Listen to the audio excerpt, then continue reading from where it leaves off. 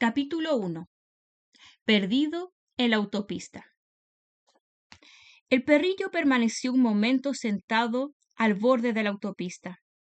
Arrugó su negra naricilla. Aquellos olores no eran demasiado agradables.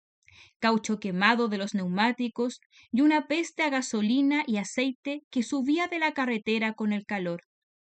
Vacilando con sus patitas aún torponas, se fue justo al centro de la carretera. De repente hubo un enorme ruido. ¡Brum! Y luego un tremendo ¡crin! Y una cosa negra. Una sombra enorme le pasó por encima de la cabeza. Espantado, se había pegado contra el suelo. El automóvil se detuvo un poco más lejos, balanceándose. El cachorro dio entonces media vuelta y salió corriendo. De repente ya no sintió bajo sus patitas el cemento duro y caliente, sino una cosa blanda y fresca que todavía no conocía, la hierba. Detrás de él hubo aún el enorme ruido ¡brum! De otro coche. El perrillo corrió más aprisa y desapareció bajo unos matorrales, escondiéndose lo más adentro que pudo. Finalmente, unas ramas le impidieron avanzar, y allí se quedó, acurrucado, latiéndole locamente el corazoncillo. Te digo que estaba por aquí, dijo una voz no muy lejos. Y yo te digo que has visto visiones, dijo otra voz que parecía cansada. Que no, que lo he visto como te estoy viendo a ti. Era un cachorrillo chiquitín, negro del todo, con unas orejas que le caían. De todas formas, aunque lo encontremos, ¿qué quieres que hagamos con él?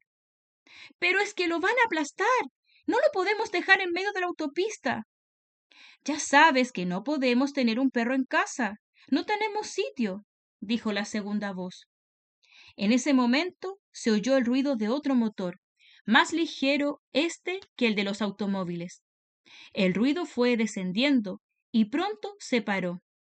Luego, unos fuertes pasos hicieron temblar el suelo. ¿Qué hacen ustedes aquí, señores?, dijo una tercera voz. Pero es que no saben que está prohibido detenerse en las autopistas, como no sea en las zonas de aparcamiento. Sí, señor guardia, respondió la primera voz, pero es que por poco aplasto a un perrito que estaba en medio de la carretera. Tiene que haberse escondido por aquí. Esa no es una razón. Pero es que puede provocar un accidente. Ustedes sí que van a provocar un accidente, como no circulen inmediatamente. Pero vamos, que circulen. Si no, les pongo una multa, dijo la tercera voz. Se oyeron unos pasos que se alejaban, el golpe de unas puertas al cerrarse y un motor que se ponía en marcha. Hubo un ruido en los matorrales y la tercera voz llamó: pequeño, pequeño. Y el cachorrillo vio unas botas relucientes muy cerca de él y se agazapó aún más en su escondrijo.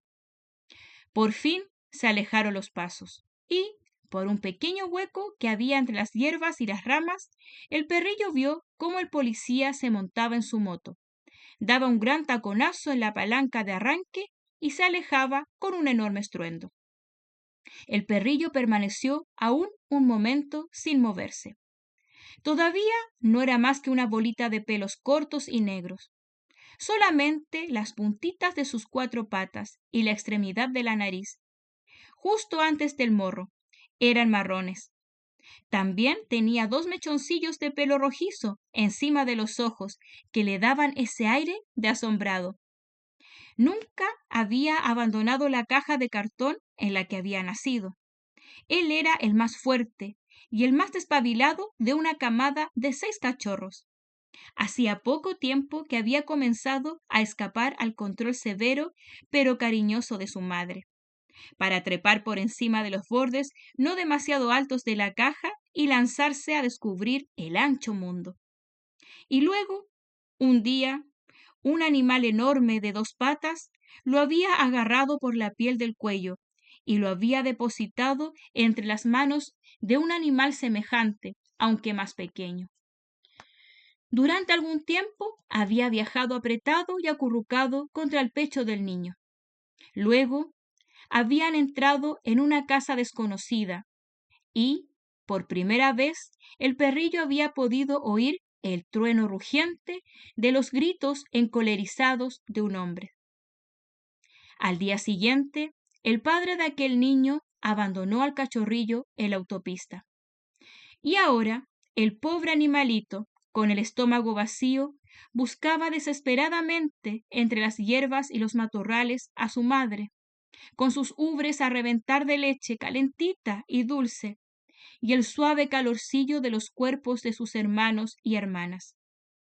Sin darse cuenta, cruzó por entre las mallas de una gran alambrada, y un olor le dio en las narices, primero débil, luego cada vez más fuerte a medida que avanzaba.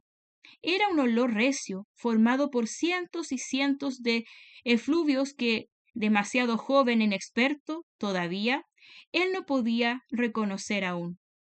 Se coló por debajo de unas ramas, se arrastró, quiso ir lo más lejos posible, y no vio el borde de un hoyo que comenzaba justo donde terminaba el matorral, y rodó como una bola a lo largo de una pendiente muy pronunciada.